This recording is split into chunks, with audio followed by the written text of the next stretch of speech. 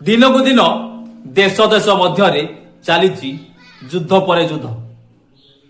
ଏହି ଯୁଦ୍ଧକୁ ଲକ୍ଷ୍ୟ କରି ସାଧୁ ସନ୍ଥମାନେ ଆକଳନ କଲେଣି ଯେ ଖୁବ୍ ଶୀଘ୍ର କଳି ଯୁଗ ସରିଯିବ।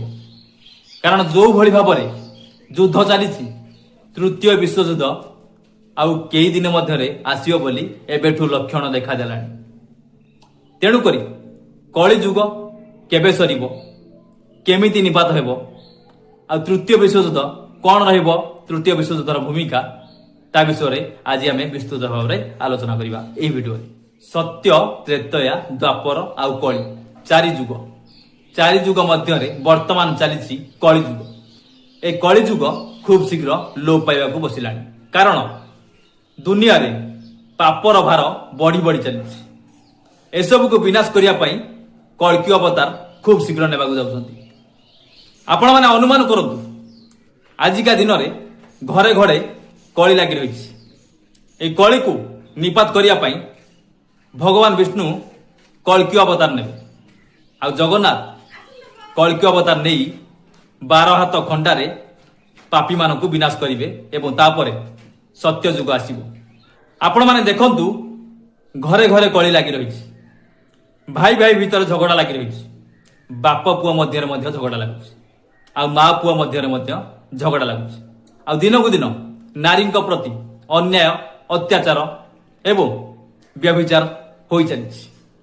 ଏସବୁକୁ କିଭଳି ଲୋପ କରାଯିବ, ସେଥିପାଇଁ ଭଗବାନ ଖୁବ୍ ଶୀଘ୍ର ଧରାପୃଷ୍ଠକୁ ଅବତରଣ କରିବେ ଏବଂ ପାପୀମାନଙ୍କୁ ବିନାଶ କରି କଳିକୁ ସମାପ୍ତ କରି ଆଗାମୀ ଦିନରେ ଧର୍ମ ଯୁଗ, ଯାହାକୁ କୁହାଯାଏ ସତ୍ୟ ଯୁଗ ଆସିଯିବ।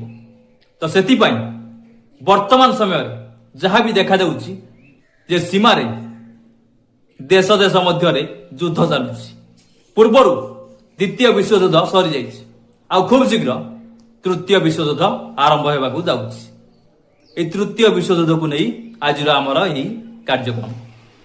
କଳିଯୁଗ କଥା କହିବାକୁ ଗଲେ କେତେ ଲକ୍ଷ ବର୍ଷ ଧରି କଳିଯୁଗ ଚାଲିବ।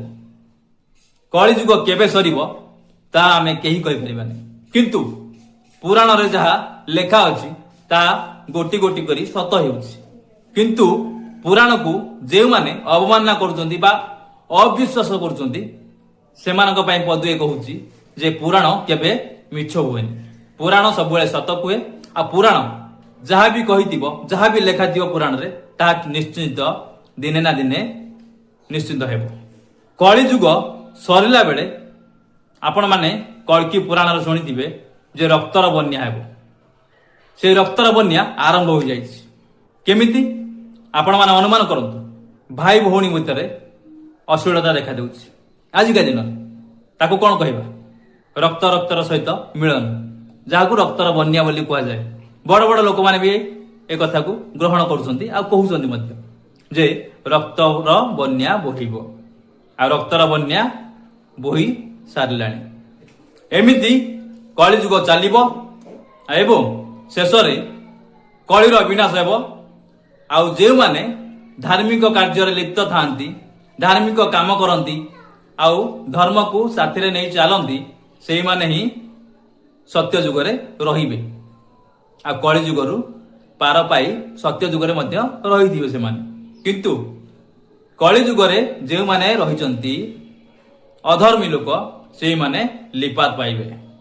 ଆଉ ଏ କଳିର କୋପରୁ ରକ୍ଷା ପାଇବା ପାଇଁ ହେଲେ ଆମେ ଶ୍ରୀ ହରିକୁ ଭଜିବା ଦରକାର।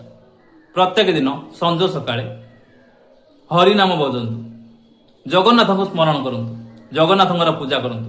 ଜଗତର ନାଥ ସେ ଜଗନ୍ନାଥ, ତାଙ୍କର ପୂଜା କରନ୍ତୁ। ନିଶ୍ଚିନ୍ତ ଭାବରେ ଆପଣ ବି ସତ୍ୟ ଯୁଗରେ ରହିପାରିବେ। କିନ୍ତୁ ଅଧର୍ମ କାମରେ ଲିପ୍ତ ରୁହନ୍ତୁ ନାହିଁ। ଅଧର୍ମ କାମ ଯାହା ବି କରିଛନ୍ତି ତାକୁ ପୁଣ୍ୟରେ ପରିଣତ କରିବା ପାଇଁ ଆପଣ ଧର୍ମ କାମ କରନ୍ତୁ। ଦେଖିବେ ଏ କଳି ଯୁଗରେ ଆପଣ ପାର ହୋଇ ସତ୍ୟ ଯୁଗରେ ମଧ୍ୟ ଆପଣମାନେ ରହିବେ। ବର୍ତ୍ତମାନ 2026 ମସିହା ଚାଲିଛି। ଏଇ 2026 ମସିହାରେ ଆପଣମାନେ ଦେଖିବେ କିଭଳି ସୁନାମି ଆସିବ, କିଭଳି ଭୟଙ୍କର ଝଡ଼ ନେଇ ଆସିବ, ଆଉ କିଭଳି ବାତ୍ୟା ପବନ ଦେଖାଦେବ ଏଇ 2026 ମସିହାରେ। ଆଉ ଏଇ ବାତ୍ୟାରେ ବହୁତ କ୍ଷୟକ୍ଷତି ହେବାକୁ ଯାଉଛି।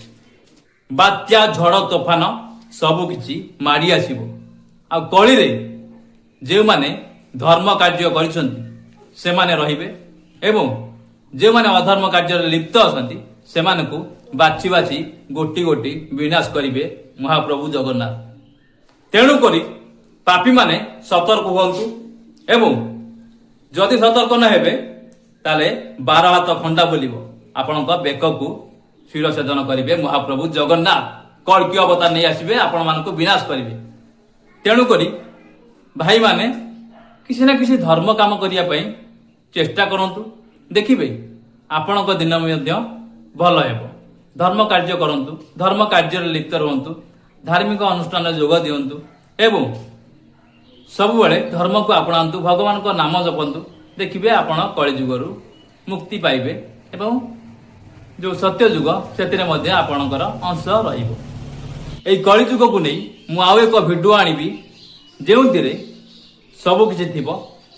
କଳିଯୁଗର କେମିତି ବିନାଶ ହେବ, କଳିଯୁଗ କେତେବେଳେ କେଉଁ ମସିହାରେ କେଉଁ ଦିନ ବିନାଶ ହେବ ଏବଂ ସରିବ ସେ ବିଷୟରେ ମଧ୍ୟ ଆପଣମାନଙ୍କୁ ଜଣାଇବି। ଆଜିର ଏହି ଭିଡ଼ିଓକୁ ମୁଁ ଏଇଠି ସମାପ୍ତ କରୁଛି। ଯଦି ମୋର ଏହି ଭିଡ଼ିଓଟି ଆପଣମାନଙ୍କୁ ଭଲ ଲାଗିଥାଏ ତେବେ ଲାଇକ୍, ସେୟାର, କମେଣ୍ଟ, ସବସ୍କ୍ରାଇବ କରିବା ପାଇଁ ଜମାରୁ ଭୁଲିବେନି। ରହୁଛି ଆଜ୍ଞା, ନମସ୍କାର, ଜୟ ଜଗନ୍ନାଥ।